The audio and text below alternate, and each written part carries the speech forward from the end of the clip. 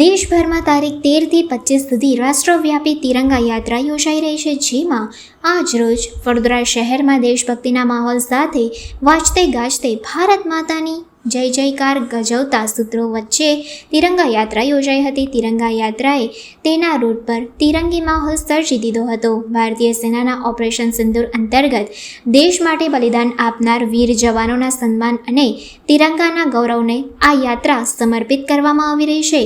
વડોદરામાં સાંજે આરાધના સિનેમા પાસેથી ગુજરાત વિધાનસભાના મુખ્ય દંડકે લીલી ઝંડી બતાવીને યાત્રાનો શુભારંભ કરાવ્યો હતો. યાત્રા સલાટવાડા, કોઠીચાર રસ્તા, રાવપુરા પોલીસ સ્ટેશન, અમદાવાદી પોળ થઈ જુબેલીબાગ ખાતે સમાપ્ત થઈ હતી. સમગ્ર માર્ગ પર હાથમાં તિરંગા ફરકાવતા લોકોએ ભારત માતા કી જય, વંદે માતરમ જેવા ગગન ઘોષ કરી દેશભક્તિનો માહોલ સર્જી દીધો હતો. આ યાત્રામાં એનસીસી કેડેટ્સ, સામાજિક સંસ્થાઓના પ્રતિનિધિઓ, માજી સૈનિકો, શહેરીજનો વગેરે સામેલ થયા હતા અને એક જ સ્વરે દેશની એકતા, અખંડિતતા અને સેનાના સાહસને નમન કર્યા હતા. કાર્યક્રમના અંતે ઓપરેશન સિંદૂરમાં શહીદ થયેલા 5 વીર જવાનોને પુષ્પાંજલિ અર્પણ કરી શ્રદ્ધાંજલિ આપી હતી.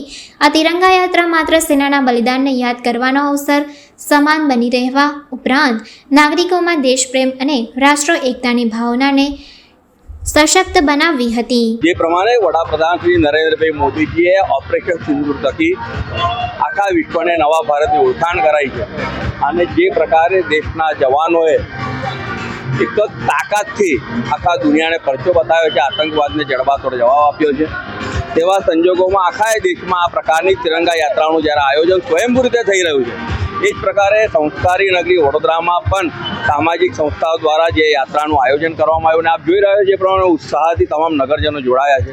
એક અભૂતપૂર્વ યાત્રા છે અને આ યાત્રા એ તિરંગાને સલામી ભરવાની યાત્રા છે અને સાથે આપણા જે વીર જવાનો છે તેમનો આભાર માનવાની આ યાત્રા છે અને આ યાત્રામાં જે તમામ નગરજનો જોડાયા છે એ તમામનો ખૂબ ખૂબ આભાર માન. હવે મને એવું લાગે છે કોઈને કોઈ જવાબ આપવાની જરૂર નથી, બધા જ લોકો સમજી ગયા છે, આજુબાજુના દેશના લોકો પણ સમજી ગયા છે અને ખૂબ સારી રીતે સમજી